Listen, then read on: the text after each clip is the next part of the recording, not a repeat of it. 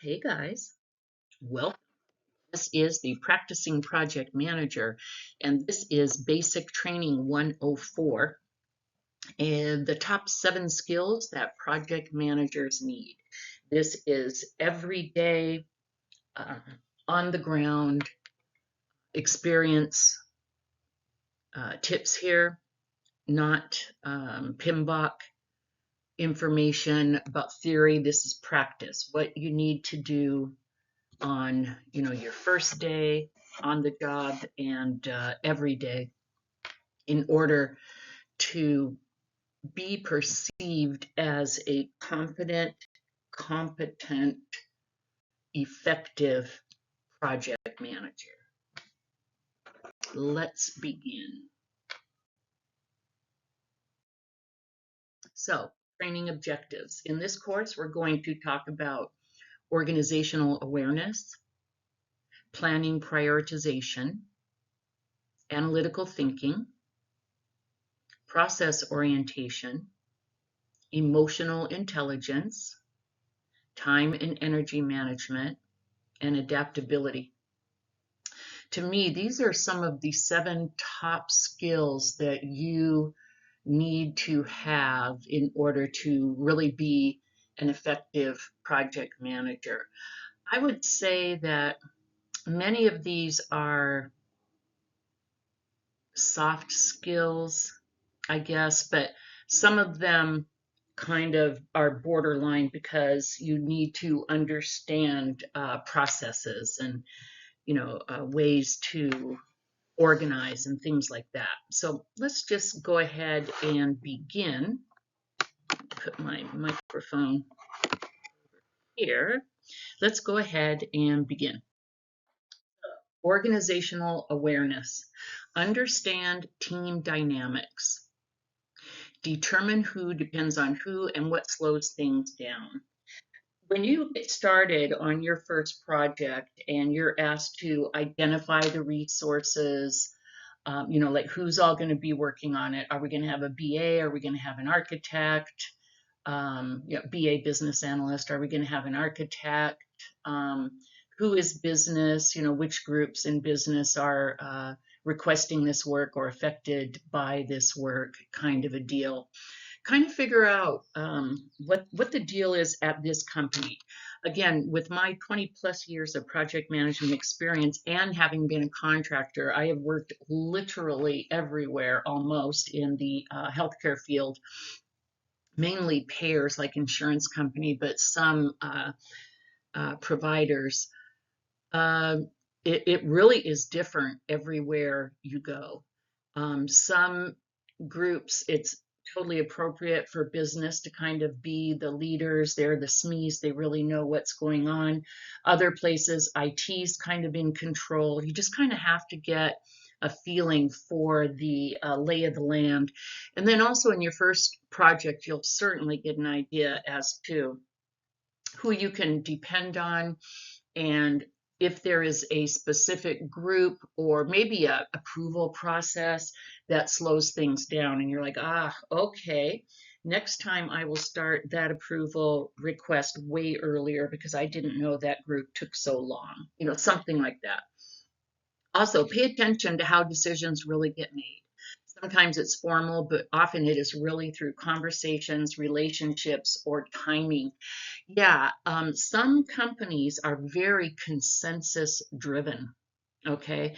No one person really makes the decision, even if you have a director or a VP who's the maybe the major stakeholder or driver or owner of the project.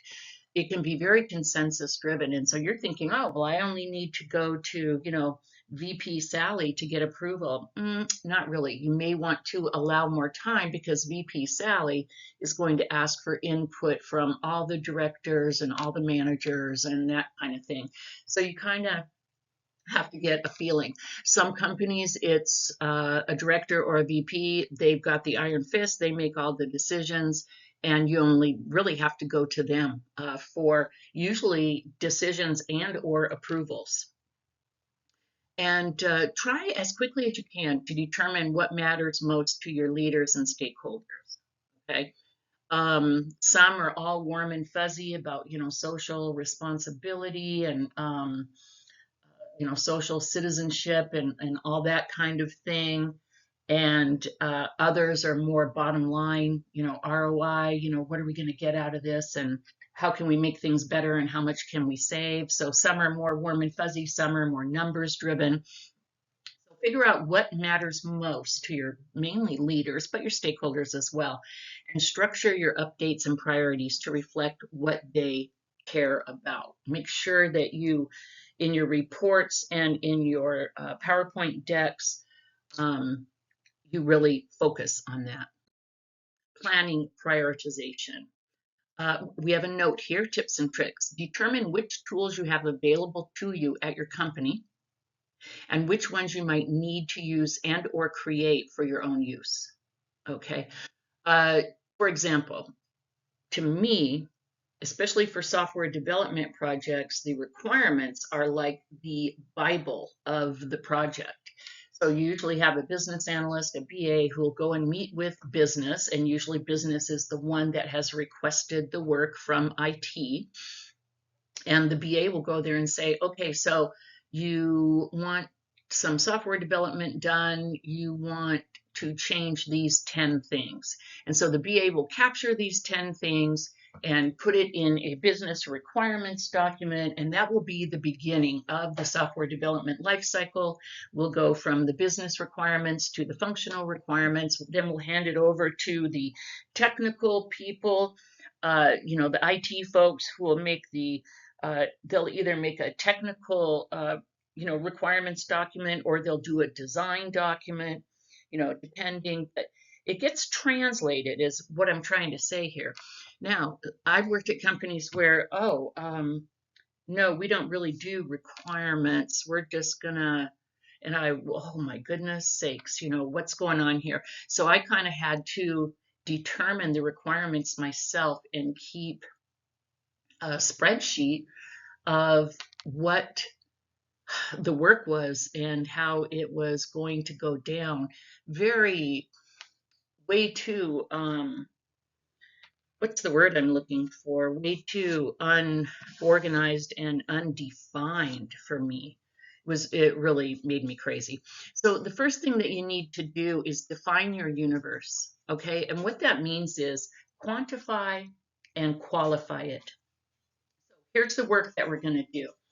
If you have requirements, fantastic. But even then, put things into major buckets. So do we have software development here? Okay. Oh, but then the database team needs to get engaged because it has a great big huge, data element. We need to load historical data, and then we need to move in like current data and get, ETL and get all of our, APIs created and everything so that the data can go back and forth, kind of a deal. And then, oh, well, is the cloud okay? Let's get the cloud people engaged. So break it up into buckets so that you can kind of understand who's on first, who does what. And then once you do that, break it down into steps. And how do you do this? You go ask questions. Okay, there is a standard software development lifecycle template, but when different teams are engaged, things can get done in different order. So it's up to you to go to these different groups that you have been informed are engaged and say, well, when does your work come in? Are you before or after, development? Oh, we're a little bit before to set it up, but then the majority of our work is after, blah, blah, blah. Use tools like task boards or timelines to stay organized. You can create a Gantt chart, which is a fancy way of saying you go into Excel and you create kind of a line chart. And so we have dev going for June, July, and August, and then we have testing starting September, October, and you just kind of create this chart, if you will, of the work and the order that it needs to happen. And that will help keep you organized, and it will help keep your team organized. And you can also just do like a checklist. Okay, first dev has to do these 5 things, then the database team needs to do these 3 things, like that. And then readjust quickly when things change, because trust me, they will. And you need to change your plan, like totally revamp your plan. You're like, some of the, it just took me like 2 months to get the plan down, and then it's going to totally change. But that's okay, because the 2 months that it took you to get the plan down, you learned what the work really was, what it was about. You got to meet all the teams, and if things change, you understand it better because you understand the original process. Nobody likes change or that much, or to have their plan totally, thrown up in the air. But it happens very often. Let's move on. Analytical thinking. Break complex problems into smaller parts. Say something goes wrong and we're doing a root cause analysis, and we're like, well, what happened? Well, first, what all teams were engaged? When did the problem occur? That kind of thing. Use data to guide choices, not just gut feelings. If you have a feeling and you think, here's where I think it went wrong, do we have any logs? Do we have, any information? And data can be, what's the word I'm looking for? I can't think of the word, but where it's people are telling you, hey, before we made that change, we only had 3 errors a week. And after, oh, anecdotal. And after, people telling you, and then after we made that change, we had 10 errors. And the errors were all in this area, or something like that. But you can't just go with gut feelings. You have to gather data. Ask, what is the real problem we're solving? Let me tell you, if something goes sideways, you can go way down bunny trails, and it gets very confusing.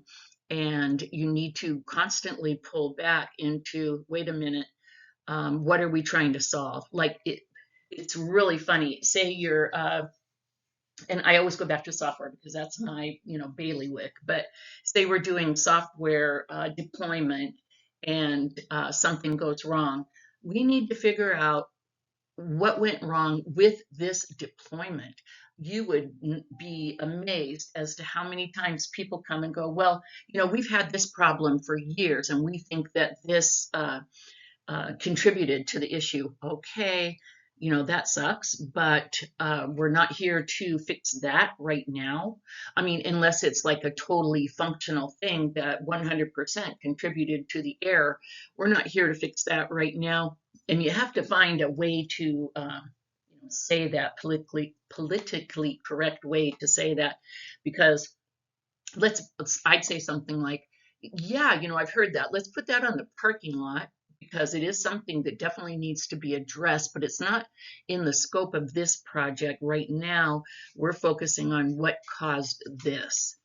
And then connect the dots across different inputs. As we were just talking about, you combine feedback, which is anecdotal information that you get from people, risks, schedules, and budgets to define, to guide your steps. Whether it's dealing with an issue, whether it's in your initial planning, you have to kind of get, a 20K, I won't say 30K, like, simple it up for leadership or non-technical people. You have to go up to kind of 20K sometimes. You can't stay in the weeds all the time as the project manager. You have to be able to be in the weeds to a certain extent, but you have to also be able to pull up to 20K and get a holistic view and understand everything and how everything fits together. Process orientation. Either use, if your company has them, or create repeatable checklists or templates. Okay. Like I said, the project management methodology, there's specific, phases and gates, and here's what you do first. You initiate, and then you do discovery, and then you execute, that kind of a thing. So always keep that in mind with software development. It's get your requirements, move it through to the technical design, then build, then test, that kind of a thing. So figure out what the process is, okay? And guide your team through the clear steps. Say, for example, I've worked places where we go straight from business requirements almost to build. And I'm like, where's the technical requirements? Where's the design document? Oh, we don't really do that. Our team's been around forever. They understand and they just go straight into build and we don't really have any problems. Ooh, as a project manager, I was like, okay. But then I found that they were correct, but I still created like my own checklist and I would check in with the team because they were kind of behind a wall, that I couldn't see what they were doing or where they were at because of this. So you just have to kind of find ways around it. And that team really didn't like micromanagers or someone bugging them a lot. So I'd have to be very judicious, or what's the word? I'd have to only check in every so often and say, hey, I need to report out. Can you give me any kind of a percentage of completion kind of thing? Very, very hard. Um, so be process oriented, guide your team through the steps, organize meetings and decisions with consistency. Yes, show that you have a process and you follow that process and you respect that process. Okay. So if we're supposed to have meetings every week, don't just willy nilly start canceling the meetings and scheduling different ones. Keep your cadence going, keep consistency. People need the consistency. And if things need to change, let them know up front beforehand and let them know why. Okay. And help others to understand how we get things done around here. As I just said, you may have a BA on your team and they're like with you, like, what? There's no technical requirements document or no technical design document.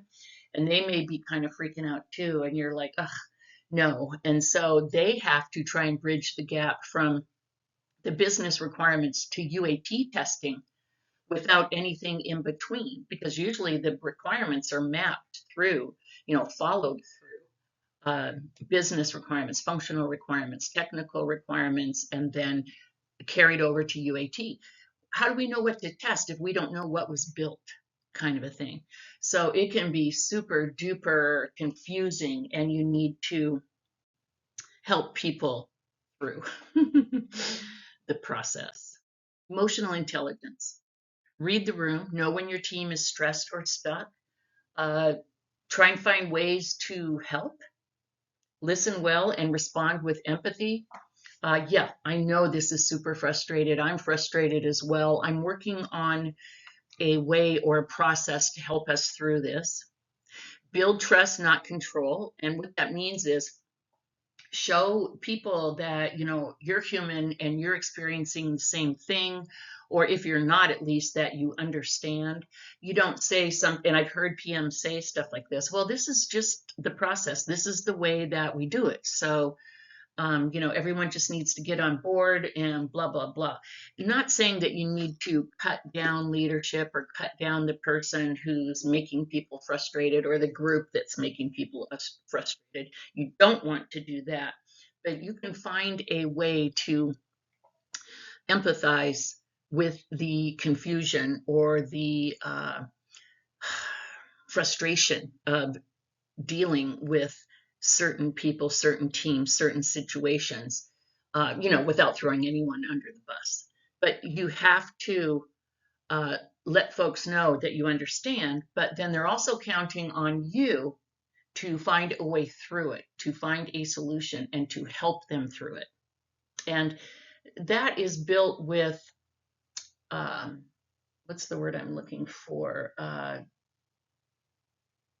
Well, time and knowledge, but also, what's the word, doggone it, you just kind of know. I really do feel like some people are kind of born to be project managers.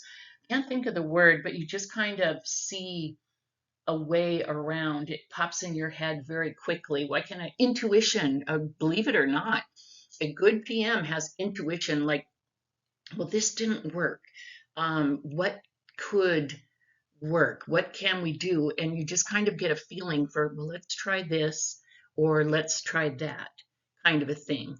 And if you're new at the company, or if this situation is totally new, you may want to check with a mentor, or maybe even someone that you've worked with at another company. You certainly want to go to your functional manager and say, hey, this is going sideways. The team is super frustrated. I'm thinking maybe we should try this. Let your PMO manager, your functional manager, take a minute to kind of, you know, throw it up on the wall and see, what it looks like. Time and energy management. Oh my goodness. You may find yourself needing to manage multiple projects and or work streams, and you need to figure out a way to do that without burning out. Number one, uh, I believe that PMs, as long as it's not a great big huge enterprise project with multiple work streams, I believe that a good PM can handle multiple projects. For a new project manager, I don't care what size it is. I don't think in the beginning you should have more than two. You're still learning who are all the teams, how does everyone work together, what are the main systems and platforms in the company. So if you have more than two, you may kind of want to, and it's really hard to say, but you may kind of want to push back if they're talking about giving you another project, your functional manager, your PMO manager, and say something like, wow, I'm really still getting my arms around project number two. Um, it, you know, I feel like I may not be as effective if I'm given a third project. And if they just give it to you anyway, then that's something to think about if you want to continue on with that company. At one company, I was given 8 projects. And I had been there like 6 months or something, and I kind of handled it because 4 of them were on the way smaller side. But even people who had been there were walking by my board and going, "You have 8?" And I was like, yeah. And they're like, oh, that's not good. No bueno. For your calendar, protect and block off time for deep work, not just for meetings and reminders. I once had a manager say, why is your calendar so blocked off? You can't be in that many meetings. And I actually opened it up for her and I said, no, I'm not, but I have to block off this time to create the schedule, to create the charter document. If I don't, people are just willy-nilly throwing all kinds of meetings on here, and some that I really don't need to attend. And so I'm really trying to manage my calendar. And she was like, oh, okay, I get it. Also, one last very important point here, know when to pause and reset. I've been on crazy projects where you are running and ripping and roaring and in meetings, and you're creating PowerPoint decks, and you and another PM, or maybe your lead PM, you're changing the PowerPoint deck right up to 1:57 and the meeting's at 2 o'clock, and you barely have time for a bio break, if you know what I mean, going potty, right? Um, and so it's just crazy busy, but it gets to the point where if you keep up with that too long, you're going to become very unorganized and very scatterbrained and very inefficient. And sometimes you just need to say, hey, stop.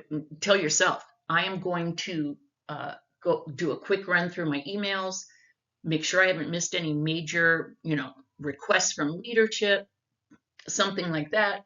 I need to get all these documents off my desktop and get them filed away, whether in your files or up on SharePoint.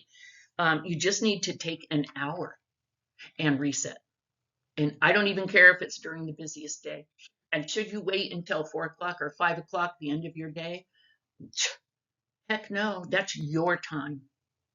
Okay.